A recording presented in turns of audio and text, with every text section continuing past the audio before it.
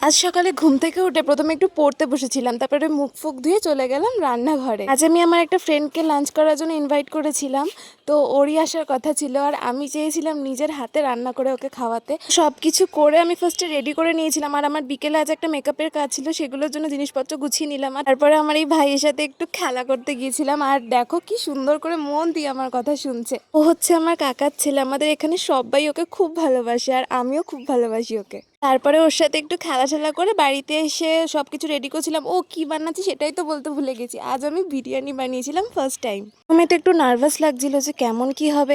তারপরে যে কজন খেয়েছে সবাই বলেছে বেশ ভালো হয়েছে, আর আমারও কিন্তু বেশ ভালো লেগেছে। এরপর আমরা একটু রেস্ট নিয়ে বেরিয়ে পড়েছিলাম। আমার যেহেতু মেকআপের কাজ ছিল, আর কাজটা হঠাৎ করেই ঠিক হয়েছিল, তাই ওকেও আমার সাথে করে নিয়ে গিয়েছি জোর করে।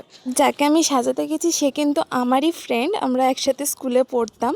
তো ও আমাকে বলেছিল ওর একটা পৈতে বাড়ি ছিল, তো ওখানে যাওয়ার জন্য ও পার্টি মেকআপের প্যাকেজটা বুক করেছিল। পরে রাস্তায় আমরা একটু ফটোজ আর ভিডিও নিলাম, তারপরে ওদের বাড়িতে চলে গেলাম, সমস্ত জিনিসপত্র নিয়ে ওকে সাজাতে বসে গেলাম। আর ওকে বিফোর লুকে এত মিষ্টি লাগছিল। ও এরকম টাইপের একটা 3 পিস পরেছিল, আর আমি ওকে জিজ্ঞাসা করেছিলাম যে তুই কেমন কি সাজতে চাস। ও আমাকে বলেছিল তো যেরকম ভালো লাগে আমাকে সেরকম ভাবে সাজিয়ে দে। আর আমি আমার পছন্দ মতোই ওকে সাজিয়েছি। আর আলটিমেটলি ওকে এত সুন্দর লাগছিল, মানে আমি নিজে সাজিয়েছি দেখে বলছি না, ভীষণ মিষ্টি লাগছিল। আর চোখই ফেরানো যাচ্ছিল না ওর থেকে। লিপস্টিকের শেড থেকে শুরু করে আই মেকআপ প্রতিটা যেন ওর জন্যই তৈরি হয়েছে। মেইনলি আমার দেওয়া এই লুকটা ওরও ভীষণ পছন্দ হয়েছে। আর আমি ওকে বলছিলাম এরকম যে ওর মুখটা দেখো আর আমার মুখটা দেখো, আর ও আমাকে বলছিল তোকেও মেকআপ ছাড়া ভীষণ সুন্দর লাগে। তো যাই হোক, ওকে সাজিয়ে সাজিয়ে তারপরে আমরা একটু আইসক্রিম কিনতে গিয়ে তাড়াতাড়ি বাড়ি চলে এসেছিলাম। So yeah, that was it for today. ভিডিওটা ভালো লাগলে লাইক অ্যান্ড সাবস্ক্রাইব।